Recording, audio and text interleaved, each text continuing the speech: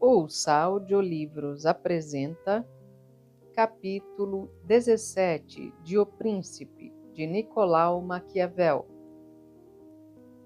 Eu sou Silvia Bertelli e este é um espaço de escuta lenta, palavra viva e pensamento em voz. Neste episódio, você vai ouvir uma das passagens mais célebres e desconfortáveis da história da filosofia política. Aqui, Maquiavel nos pergunta: é melhor ser amado ou ser temido? Sua resposta é seca, precisa e ainda hoje provoca inquietação. Entre a crueldade estratégica e a piedade perigosa, o autor nos convida a olhar para o poder com os olhos abertos. Respire, ouça com atenção, reflita comigo. Capítulo 17 Da crueldade e da piedade, se é melhor ser amado que temido, ou antes, temido que amado. Reportando-me às outras qualidades já referidas, digo que cada príncipe deve desejar ser tido como piedoso, e não como cruel. Não obstante isso, deve ter o cuidado de não usar mal essa piedade. César Borgia era considerado cruel. Entretanto, essa sua crueldade tinha recuperado a Romanha, logrando uni-la e pô-la em paz e em lealdade. O que, se bem considerado for, mostrará ter sido ele muito mais piedoso do que o povo florentino, o qual, para fugir à pecha de cruel, deixou que Pistoia fosse destruída. Um príncipe não deve, pois, temer a má fama de cruel, desde que por ela mantenha seus súditos unidos e leais, pois que com muito poucos exemplos ele será mais piedoso do que aqueles que, por excessiva piedade, deixam acontecer as desordens, das quais resultam assassínios ou rapinagens, porque estes costumam prejudicar a comunidade inteira, enquanto aquelas execuções que emanam do príncipe atingem apenas um indivíduo. E dentre todos os príncipes, é ao novo que se torna impossível fugir à pecha de cruel, visto serem os estados novos cheios de perigos. Diz Virgílio pela boca de Dido: res dura, et regni novitas metallia cogunti moliri, et late finis custode tueri. As coisas difíceis e a novidade do reino me forçam a empreender tais esforços e a proteger amplamente as fronteiras. O príncipe, contudo, deve ser lento no crer e no agir, não se alarmar por si mesmo e proceder por forma equilibrada, com prudência e humanidade, buscando evitar que a excessiva confiança o torne incauto e a demasiada desconfiança o faça intolerável. Nasce daí uma questão: se é melhor ser amado que temido ou o contrário? A resposta é de que seria necessário ser uma coisa e outra, mas, como é difícil reuni-las, entendo que faltar uma das duas é muito mais seguro ser temido do que amado. Isso porque dos homens pode-se dizer, geralmente, que são ingratos, volúveis, simuladores, tementes do perigo, ambiciosos de ganho, e enquanto lhes fizeres bem, são todos teus.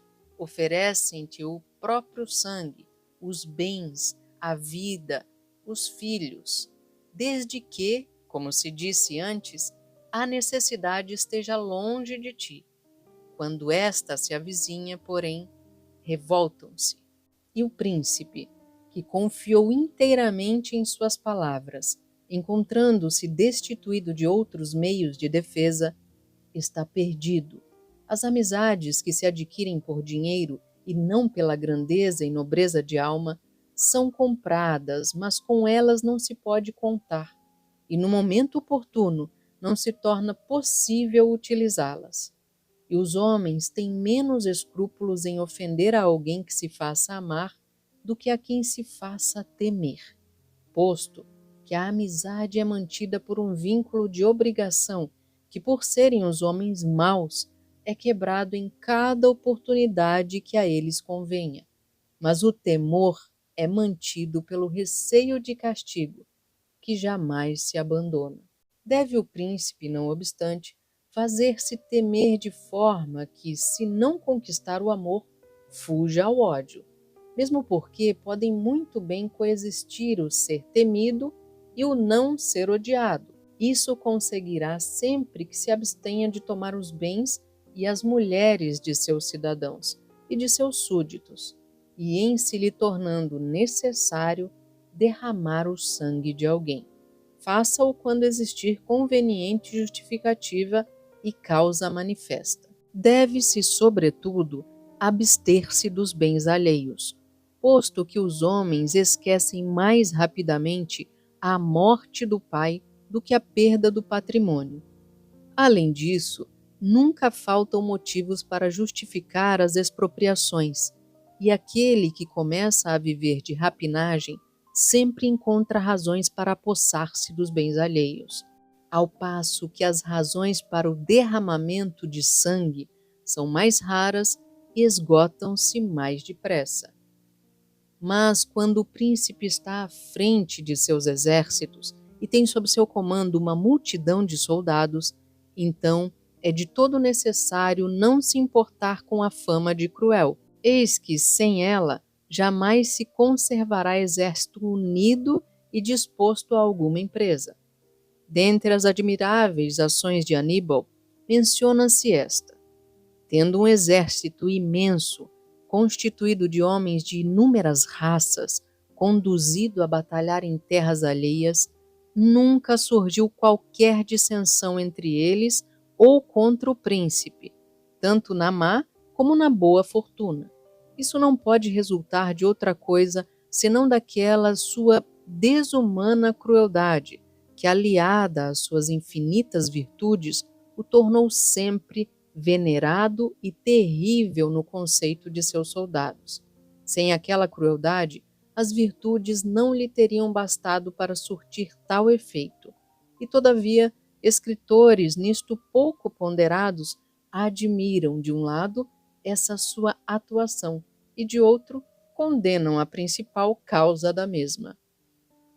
Para a prova de que realmente as outras suas virtudes não seriam bastantes, pode-se considerar o caso de Cipião, homem dos mais notáveis, não somente nos seus tempos, mas também na memória de todos os fatos conhecidos, cujos exércitos se revoltaram na Espanha em consequência de sua excessiva piedade, pois que havia concedido aos seus soldados mais liberdades do que convinha à disciplina militar.